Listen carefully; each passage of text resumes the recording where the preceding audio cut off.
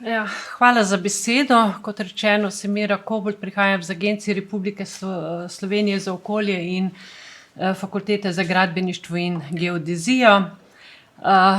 Zdaj moj prispevek pa se bo nanašal na hidrološke suše in pomanjkanje vode v Sloveniji. Zdaj, kaj je suša? O tem smo v teh 2 dneh že veliko slišali. Mogoče samo na kratko poudarim te pomembne ugotovitve, kaj je suša. Rekli smo, da je suša kompleksen naravni pojav, ki se jo težko definira, meri in spremlja. Je počasen pojav in je pojav regionalnega značaja. To so 3 glavne ugotovitve suše.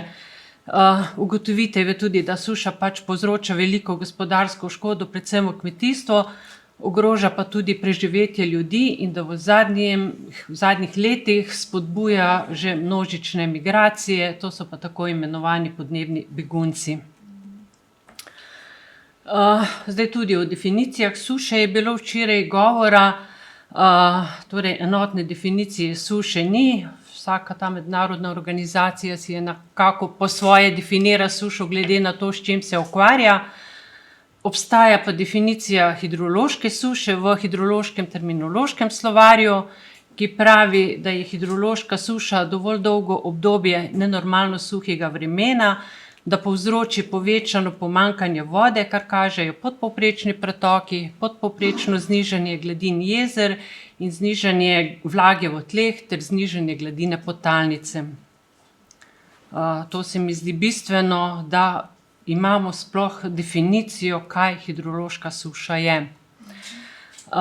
Suša je torej del naravne podnebne spremenljivosti. Zdaj v neki drugi obliki ste včeraj to sliko, ta diagram tipov suš, meteorološke, kmetijske in hidrološke suše videli. Dr. Sušnikova je tole predstavila, tako da jaz ne bom ponavljala zdaj tele sheme, ampak se bom osredotočila samo na hidrološko sušo v nadaljevanju. In ko se pojavijo padavine, ko je sušnega obdobja konec, se najprej obnovijo zaloge vode v tleh, sledijo vodotoki jezera, nazadnje se obnovijo zaloge podzemnih voda. Slovenija je pokrajinsko zelo raznolika država, sledi na stičišču 4 geografskih regij, Alp, Sredozemlja, Dinarskega krasa in Panonske nižine. In ta pokrajinska pestrost in razgiban relief prispevata k prostorski in časovni raznolikosti padavin v Sloveniji. Na letni ravni pade v Sloveniji največ padavin na skrajnem severozahodu, v Julijskih Alpah. Tam pade preko 3000 milimetrov padavin, proti vzhodu se potem ta količina zmanjšuje in najmanj padavin je na severovzhodu države in pa na obali, kjer pade okrog 800 milimetrov padavin. Na mesečni ravni pa imamo najmanj padavin pozimi, torej najmanj jih pade januarja in februarja, največ pa v poletnih in jesenskih mesecih. Zdaj, na odtok v največji meri v Sloveniji vplivajo padavine in zato je tudi karta otoka zelo podobna karti padavin. Tako vidimo, da imamo sicer v manjših količinah največ otoka v severozahodni Sloveniji, tam, kjer je največ padavin, najmanj pa seveda na skrajnem severovzhodu in pa na obali, torej tam jih pade celo pod 200 milimetrov. Zdaj, razlika med padavinami in otokom pa predstavlja izhlapevanje vode.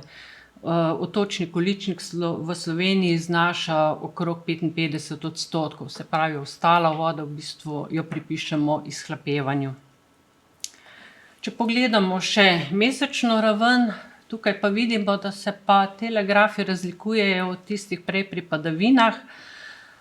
Največ otoka imamo v spomladanskih in jesenskih mesecih.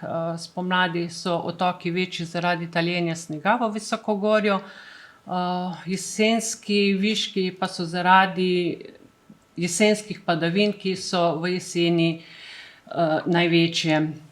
Zdaj, prej smo videli pri padavinah, da imamo poleti v Sloveniji veliko padavin, otok je pa poleti najmanjši. Zdaj, poletne padavine so večinoma lokalnega značaja, in poleti večino teh padavin prestreže vegetacija. Po drugi strani imamo poleti tudi visoke temperature zraka, tako da je tudi izhlapevanje veliko in vse to prispeva k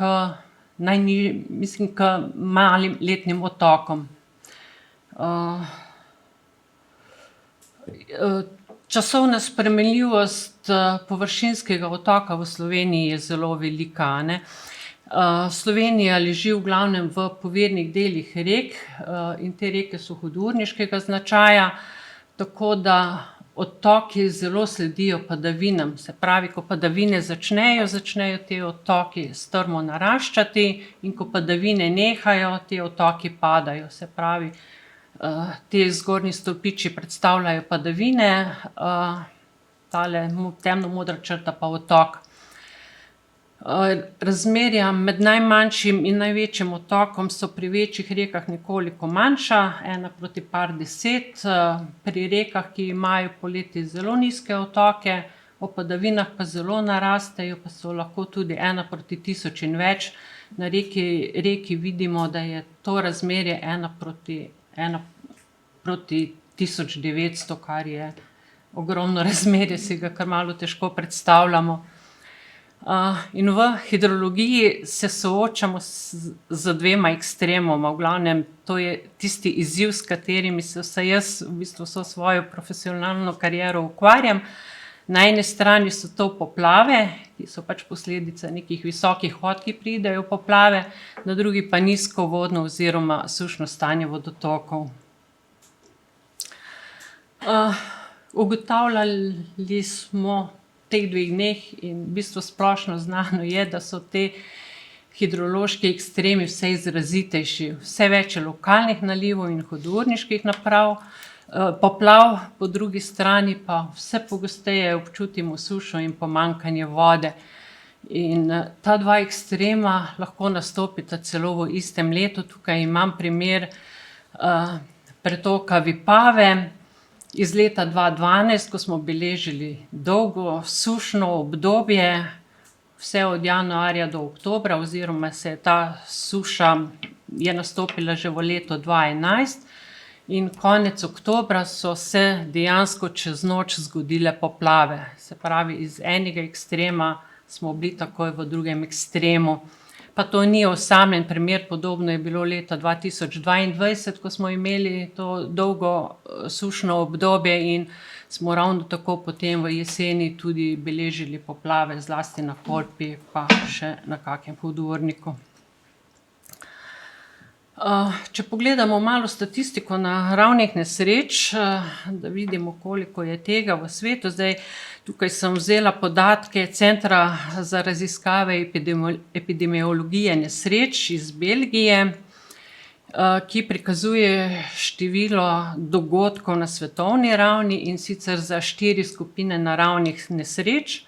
Za klimatološke dogodke, kamor spadajo suše, ekstremne temperature, gozdni požari, potem hidrološki dogodki, sem uvrščajo poplave in blatni tok, meteorološki dogodki, neurja, viharji, in pa geofizikalni dogodki, to so pa potresi, cunami in vulkanski izbruhi. Zdaj nekako vidimo od 1980 pa nekje do leta 2000 neki trend naraščanja števila teh dogodkov. No, zdaj avtorji teh podatkov opozarjajo, da moramo biti pri interpretaciji teh podatkov vseeno previdni, kajti ta center se je ustanovil v začetku 70. let prejšnjega stoletja in od samega začetka se te podatki niso tako sistematično zbirali kot potem od leta 2000 naprej, tako da tukaj je verjetno to, da je ta statistika prikazana na tak način, kot je. Vsekakor pa razmerja med številom teh dogodkov pa ostanejo in največje število dogodkov naravnih nesreč predstavljajo hidrološki dogodki, torej poplave 45%, meteorološki 29%, klimatoloških je 16%, potresov, torej geofizikalnih pa 10%. Zdaj z to rdečo črto so pa predstavljeni vsi dogodki skupaj pa za Evropo. In če pogledamo še gospodarsko škodo, tukaj sem si izposodila graf, ki ga je objavila Evropska okoljska agencija, ki pa kaže na škodo v državah Evropske unije, ravno tako od leta 1980 naprej. Zdaj na tem grafu potresov ni prikazanih, so pač samo to z vremenom povezani dogodki, kjer lahko vidimo, da največ škode povzročijo poplave, 44%, potem so meteorološki dogodki 29% in pa vročinski valovi, suša, gozdni požari 27%. Je pa zaznan naraščajoč trend v zadnjih letih, sploh zadnja 3 leta bistveno izstopajo po škodi. 2021 zaradi izrednih poplav v Evropi, potem 2022 je bila suša, ta velika suša v Evropi, ki so jo primerjali z najhujšo sušo v zadnjih 500 letih. Takšni so bili te pompozni naslovi v časopisih. Potem leta 2023 je bila največja škoda povzročena zopet zaradi poplav in verjetno bo tako tudi v letošnjem letu, glede na to, da so konec oktobra te izrazite poplave zajele Španijo. Če se sedaj vrnem nazaj k spremembi podnebja v Sloveniji.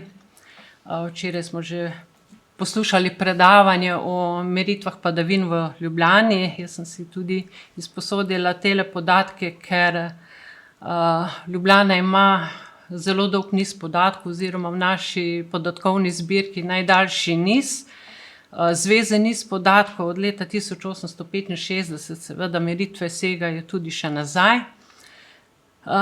In pri padavinah vidimo modri stolpiči, veliko variabilnost v letni količini padavin do sredine prejšnjega stoletja, potem pa se ta variabilnost nekoliko zmanjša.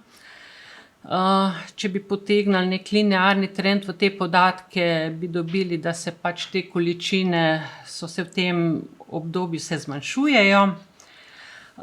In glede na te najnižje stolpce pa vsekakor lahko rečemo, da so to bila pa sušna leta, kar se tiče padavin, se pravi izstopa leto 1865 pa leto 1890, potem zaporedni leti 1920 in 1921, potem pa 1942 in 1946. Je pa zanimivo, da v drugi polovici od 20. stoletja naprej nismo beležili tako izrazito nizke količine padavin, kot so ta omenjena leta. Obratno je pri temperaturi zraka, kjer pa vidimo, da je temperatura zraka začela naraščati že tam od konca 19. stoletja. Tam do 80. let je bil ta porast tako blag. Pri 1980 oziroma okrog 80. let pa kot da se je zgodil neki prelom v teh podatkih, vidite, kako so od 1980 naprej potem ta temperatura strmo narašča in tudi to 10-letno letno drseče povprečje nakazuje kot nek linearni trend naraščanja temperature zraka in ta se v bistvu še ni obrnil, se še nadaljuje naprej. In če si pogledamo še trend meteoroloških spremenljivk, te trende smo računali na Agenciji za okolje.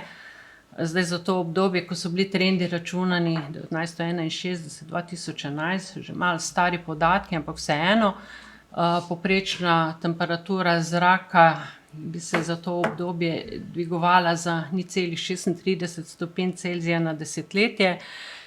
Gospa Sušnik je včeraj prikazala trend za zadnje 30-letno obdobje, in sicer 0,54 stopinj Celzija na desetletje, Gre za zelo velike številke, to pomeni, da se v 100 letih temperatura poveča za 3,6 oziroma po podatkih Sušnikove za 5,4 stopinje Celzija. No, v Ljubljani smo na tem nizu podatkov 3,6 stopinje Celzija že dosegli.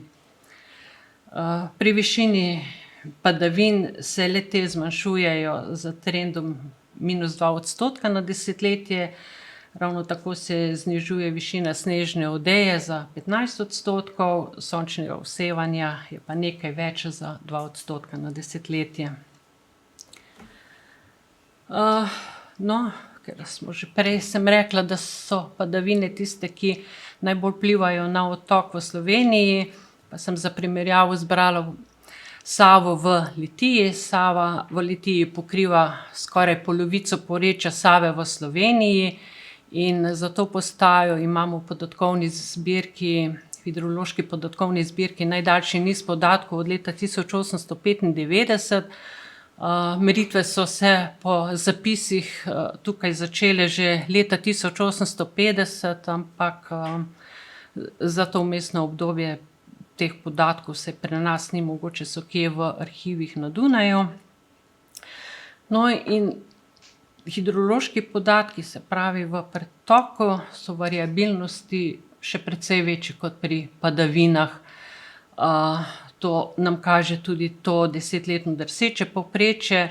Sicer vidimo, da so se tam nekje do 1935 je bila neka variabilnost, ampak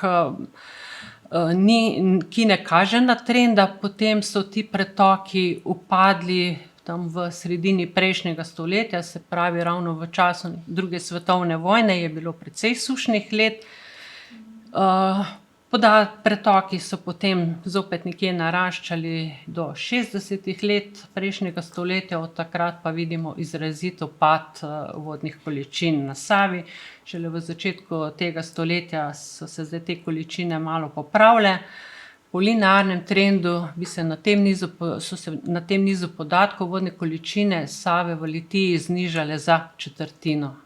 To je pa kar lepa količina vode. In tudi tukaj nam te stolpiči, ki so najnižji, pokažejo sušna leta. To so podobno kot že pri padavinah, s tem, da od druge polovice 20. stoletja so to še leto 1983, o katerem smo danes tudi že slišali, pa potem leto 2003 in 2022. Pri temperaturi vode je pa podobna zgodba kot pri temperaturi zraka, se pravi tudi temperature vode naraščajo po nekem podobnem trendu kot pri temperaturi zraka. Na letni ravni obstaja kar močna korelacija med temperaturo zraka in temperaturo vode. No, srednji letni pretoki upadajo povsod po Sloveniji. Tukaj smo izvajali določene trende tudi večkrat, tako da je upad neto odtoka iz Slovenije znaša nekje 2,3% na desetletje, a ne. In če zdaj tale odstotek pretvorimo v tistih 100 let, smo to na tistih 25%, ko smo rekli, da so upadle vodne količine na Savi. Izziv nam pa je, kako merimo in vrednotimo hidrološko sušo. Saj o tem merjenju, vrednotenju smo tudi že slišali, ampak pri poplavah točno vemo, kdaj se poplava začne, kdaj doseže svoj vrh, kdaj je konec in jo znamo nekako ovrednotiti tudi s povratno dobo. Pri suši pa je to veliko težje. Fizikalni parameter, ki bi sušo enoznačno določal, ne obstaja. In pri suši nas ravno tako zanimajo začetek suše, konec, trajanje suše in pa intenziteta suše. Ampak začetka suše ne vemo, kako jo določiti, in takrat, ko mi evidentiramo sušo, smo že močno v suši. Ko vidimo, da vode primanjkuje, je v bistvu suša že tukaj, a ne. Zdaj, količine vode v strugah neprestano nihajo in te količine moramo z neko vrednostjo primerjati, da vemo, kje smo s količinami vode. Za te namene se običajno uporablja neka srednja vrednost, ki jo dobimo iz meritev več let. In ko te vrednosti primerjamo, ugotovimo, da imamo vode nad srednjo vrednost, potem govorimo o presežkih vode, kolikor pa so te vrednosti pod to srednjo ali povprečno vrednostjo, govorimo pa o primanjkljaju vode. In to so v bistvu ta obdobja s primanjkljajem vode oziroma tudi sušna obdobja, ampak vsak tak sušni dogodek še ni suša, a ne, ker je suša opredeljena kot pojem, ki traja več mesecev, lahko tudi let. Če pa imamo to na nekem krajšem časovnem intervalu, je to lahko ponavljajoči se sezonski dogodek.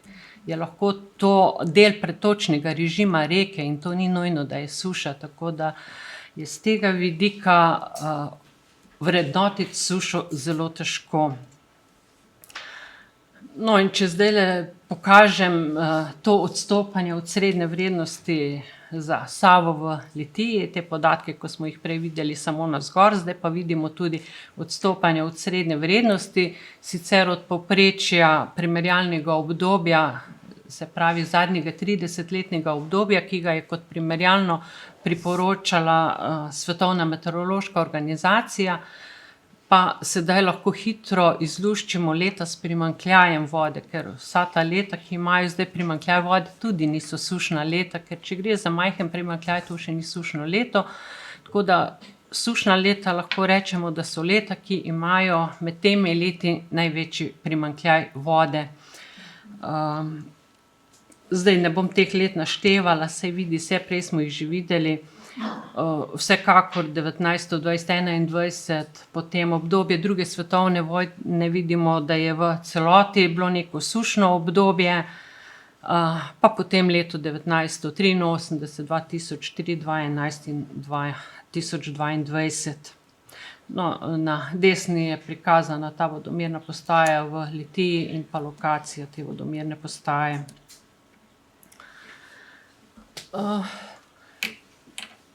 Za vrednotenje suše se vse bolj uporabljajo indeksi. Dr. Sušnik je včeraj tudi omenjala indekse, da lahko mi to sušo vzporedimo in jo regionalno primerjamo. Nam pretočne količine v bistvu tega ne povedo, z indeksi pa to lažje naredimo. Svetovna meteorološka organizacija je te indekse in kazalnike zbrala in jih tudi objavila v priročniku sušnih indikatorjev in indeksov in zbrala jih je po področjih za meteorologijo, vlažnost, tal, hidrologijo. Potem so indeksi, ki se izračunavajo iz podatkov daljinskega zaznavanja, obstajajo pa tudi kombinirani indeksi.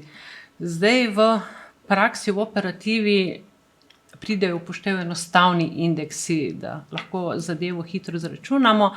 Tako so zelo uporabni v meteorologiji že omenjeni standardizirani padavinski indeks in analogno v hidrologiji standardizirani indeks pretoka, ki mu rečemo kar sušni indeks pretoka. In ta indeks smo izračunali za Slovenijo od leta 1961 naprej, ker imamo pač za to obdobje dovolj dolge nize podatkov na zadostnem številu postaj, na katerih merimo hidrološke parametre. In ti standardizirani indeksi sušo delijo v 4 razrede, torej, ki jo potem opišemo kot običajno sušo, zmerno sušo, zelo suho in pa izjemno suho sušo. Na temle grafu je zdajle prikazan letni sušni indeks za Slovenijo. Iz tega grafa potem glede na te 4 razrede razberemo, da sta bili v Sloveniji izjemno suhi leti 2003 in 2011, to sta ta dva temnomodra stolpca, in zelo suhi leti 1983 in 2022 pa rdeča stolpca. sušo pa ne računamo samo na letnem nivoju, ampak če hočemo tudi časovno ovrednotiti, jo računamo na različnih časovnih skalah. Tako se največkrat uporablja mesečna, tromesečna, 6-, 9- in 12-mesečna skala. Na 6-mesečni skali imamo prikazano obdobje april-september, kjer pa vidimo, da je po tem indeksu bilo izjemno suho leto 2003, izredno suha so bila pa leta 1993, 2000 in 2011.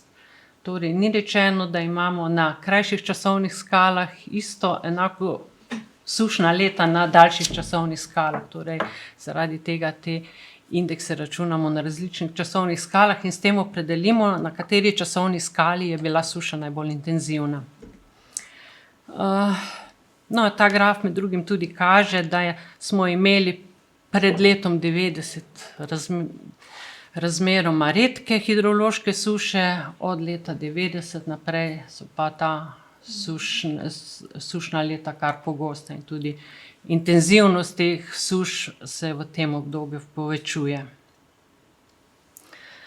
Tako kot na površinskih se računa sušni indeks oziroma standardiziran indeks gladine podzemne vode. Podzemna voda je pomembna za Slovenijo, saj je najpomembnejši vir pitne vode, kar 97% pitne vode je iz podzemnih vodnih virov. Je pa za podzemno vodo značilno, da se pojavi z zamikom, ker je nihanje gladin podzemnih voda, aluvialnih vodonosnikov počasnejše in se potem tudi, se pravi, suša se pojavi z zamikom in se z zamikom tudi konča. So pa ta leta, se pravi, sušna leta na podzemnih vodah sovpadajo s sušnimi leti na površinskih vodah. In če si pogledamo sedaj še prostorski prikaz teh največjih hidroloških suš, torej leto 2003 je bilo omenjeno kot eno najbolj hidrološko sušnih let in leta 2003 je suša v glavnem prizadela celo Slovenijo. Bolj sušno kot 2003 je bilo leto 1993 v severni Sloveniji, to so ti rumeni krogci. 2022 je suša bolj prizadela zahodni del Slovenije in tam vidimo, so tudi ti krogci, zeleni krogci, se pravi, delom v zahodni Sloveniji je bila ta suša največja deloma tudi v 2022 in pa prej omenjenem letu 2003. Potem je pa še več teh posameznih let, ki so bila pa najbolj sušna na določenih posameznih porečjih ali rekah, predvsem v severozahodni Sloveniji in pa jugovzhodni Sloveniji ter deloma v Podravju. Torej, to kaže pač na to, kar smo že večkrat rekli, da je suša regionalnega značaja in nikoli enakomerno ne zajame celotne države. Zdaj, na tej karti so bile prikazane te suše s podatki od leta 1960 naprej. Imamo pa v podatkovni zbirki tudi nekaj postaj, ki imajo pa te daljše nize zveznih podatkov. Litija na Savi je bila že omenjena od leta 1895, recimo v Radovljici od 1910. Na teh postajah ugotavljamo, da smo pa imeli najhujšo sušo že pred temi leti omenjenimi na kartah, recimo na Savi leta 1922. Na ostalih postajah, ki pa imajo niz večinoma od leta 1926, pa je bilo najbolj sušno leto 1947, pa tudi 1946 se najde potem med najbolj sušnimi leti. In še prostorski prikaz teh največjih hidroloških suš, kako je ta suša 2003, ki je res bila kot največja hidrološka suša, ki je v bistvu res zajela skoraj celo Slovenijo. Videli smo prej, da tisti mogoče severni del je bil bolj suh leta 1993. podobno suha kot 2003 je bilo leta 2011, s tem, da je bil zahodni del države oziroma severozahodni vseeno bolj namočen kot pa 2003. Recimo leta 1993, 2012 sta si skoraj podobni po sušnosti. Je pa najbolj sušni del ta severovzhodna Slovenija in pa obala in v bistvu so to tudi območja v Sloveniji, ki imajo največje tveganje na hidrološko sušo v Sloveniji. Vplivi suše, pomanjkanje vode, saj tole smo že čez te referate danes kar slišali. V glavnem vpliv je tako na družbo, na gospodarstvo, na okolje. Zdaj mi kot državljani najbolj občutimo sušo pri oskrbi s pitno vodo, če iz pitna voda ne priteče. Zdaj v gospodarstvu so največji vplivi na kmetijstvo, potem na te industrijske dejavnosti oziroma dejavnosti, ki so precej povezane z vodo, proizvodnja električne energije, potem ribogojstvo.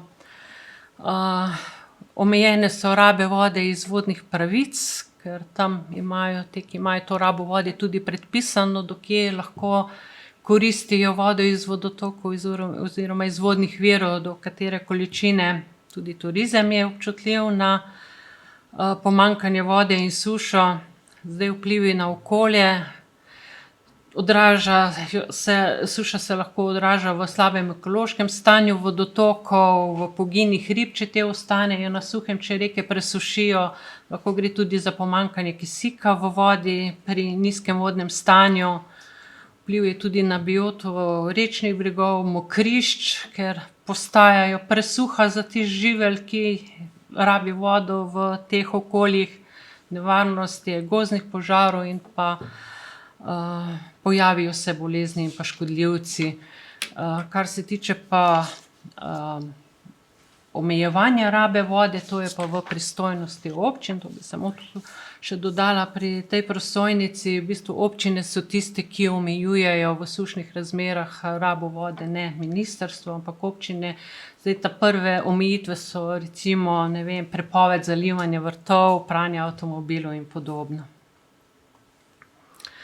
Zdaj pa samo še malo o scenarijih za prihodnost. Včeraj ste videli, kaj kaže za meteorološke parametre, padavine, temperaturo zraka. Jaz bom prikazala za spremembe srednjih pretokov in pa napajanje podzemne vode. Pri srednjih letnih pretokih v bistvu večjih sprememb do konca stoletja ne bo. Razen v severni Sloveniji, kjer se pa kaže celo povečanje srednjih letnih pretokov. Prej sem kazala te izrazito negativne trende pri srednji letni količini padavin, tako da se zna tukaj zadeva malo obrniti in da te pretoki ne bojo nadalje upadali. Ravno tako pri napajanju podzemne vode, kjer se kaže napajanje podzemne vode nekje do 20% povsod po Sloveniji, v severovzhodni Sloveniji celo okrog 30% in te spremembe kažejo celo visoko zanesljivost do konca stoletja. Seveda ti podatki bazirajo na vhodnih podatkih, ki so pa meteorološki podatki, to so včeraj omenjene padavine, temperature zraka in pa evapotranspiracija.